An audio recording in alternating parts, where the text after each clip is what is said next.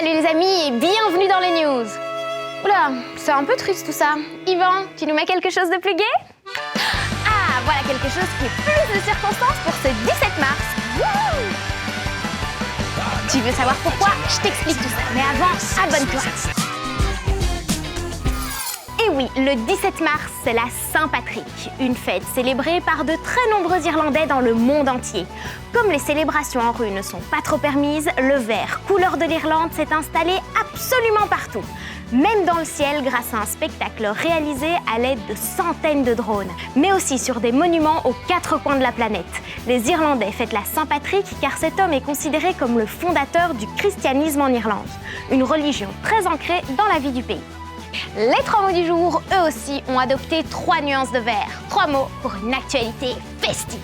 Dans l'actu, on a repéré un truc qui a l'air un peu dégueu, même plutôt burk, mais super génial. Mais burk quand même. Il s'agit d'une ferme pas comme les autres. Ici, pas de vaches ni de cochons, mais de grosses larves d'insectes.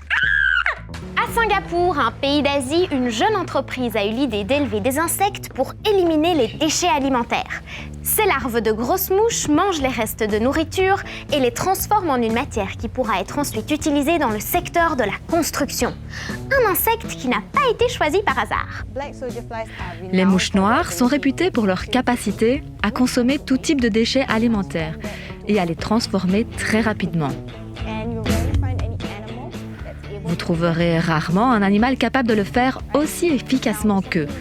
En plus, ces mouches ne sont pas nuisibles, elles ne transportent pas de maladies. Voilà du recyclage, pas banal du tout. Je préfère quand même regarder de loin cette ferme d'insectes qui était l'un de nos mots du jour. Une vague, un prési qui barbote dans l'eau et un dinosaure qui essaye de l'attraper. Eh, mon petit poulet, je rigole. Mais bon, tu sais bien, hein, c'est tout un art de faire de belles ombres chinoises. D'ailleurs, tu peux même t'entraîner chez toi à la maison, à l'ombre des regards, et préparer même un spectacle de rue. C'est ce qu'a fait la compagnie du théâtre Nombril durant le confinement. Pas mal le jeu de mots. Leur spectacle Animalia Ombre Sauvage a été projeté gratuitement sur des façades dans plusieurs quartiers de Bruxelles. Oh, c'est beau, ça s'appelle du théâtre d'ombre. Et nous, on est allés au théâtre du Nombril pour voir comment on crée ces drôles de marionnettes. Hein. C'est mon ombre. Dans l'atelier d'Anne et Antoinette, une montagne de vieilles boîtes de pizza et de céréales. Ça trie, ça dessine, ça découpe. Mais Anne, qu'est-ce que tu fabriques? Je suis occupée à faire une silhouette d'oiseau, une oie sauvage qui vole. Donc voilà, qui sera articulée. Donc là, je fais les 2 ailes. Et après, je vais faire le corps. Ensuite, je vais assembler toutes les parties ensemble. Et pour les articulations, on utilise des attaches parisiennes. Ok.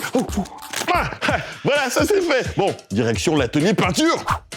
Et oui, si au final on ne verra que l'ombre des marionnettes, il faut tout de même les peindre avec un mélange de colle et de peinture noire, et ça, c'est le boulot d'Antoinette. Et bien là, je suis en train d'assembler, de solidifier les marionnettes. Donc il y a 2 couches que je colle ensemble pour les rigidifier. Les pièces des marionnettes vont ensuite sécher avant d'être assemblées. Autant de formes qui annoncent le prochain spectacle et qui attendent la touche finale pour enfin être terminées. C'est sec, Toinette. Tu peux mettre le bâton et je pense que tu peux l'articuler. Et voilà, notre marionnette est prête à être animée. On tire les rideaux et on éteint les lampes. Avec juste un projecteur et beaucoup d'imagination, la magie s'installe.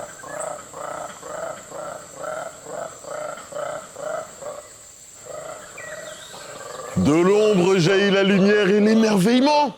Théâtre d'ombre était l'un des mots du jour.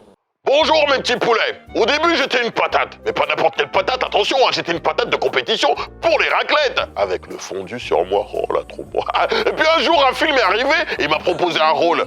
Et c'est là que ma vie hollywoodienne a commencé, j'étais devenu une patate, mais en jouet. Si tu as vu les dessins animés Toy Story, alors tu connais peut-être Monsieur Patate. Ah oui, Monsieur Patate, ce héros en forme de patate. Mais c'est aussi un jouet qui permet de créer des combinaisons amusantes en plaçant différents éléments sur lui, comme un chapeau, un nez ou une moustache.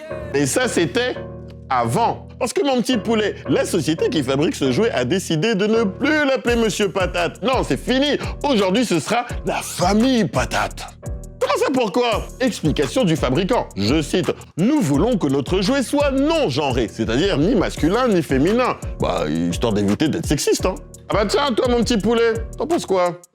Ça n'a pas d'importance que ce soit un monsieur, madame, c'est de toute manière une patate, quoi. Pour moi, ça n'a aucune importance. C'est pas cool de faire des différences, alors qu'un humain, c'est un humain. C'est un peu bizarre parce que monsieur, c'est un monsieur, et une madame, c'est une madame, et ça change pas. J'aimais bien d'avoir plein de différences. Ma maman dit que c'était une qualité. Maintenant, il y aura plus de différence et ce sera chacun pourra appeler un peu comme il veut. Je pense qu'on peut faire place à l'imagination. Comme ça, chacun serait dans son propre monde.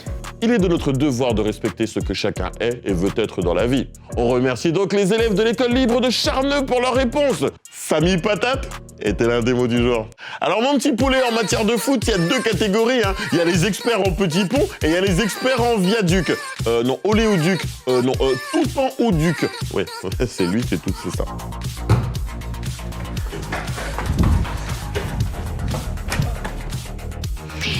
Aujourd'hui, on voit la vie en vert, demain, on la verra en gris. La pluie semble bien se plaire chez nous puisqu'elle sera encore là l'après-midi et en plus, il fera froid. Mais on garde la pêche et on fait comme Marcelin, notre star de la météo du jour. On enfile un joli pull et un imperméable. Et on souhaite un très joyeux anniversaire à Jonathan qui fête ses 6 ans aujourd'hui. Joyeux anniversaire, Jonathan!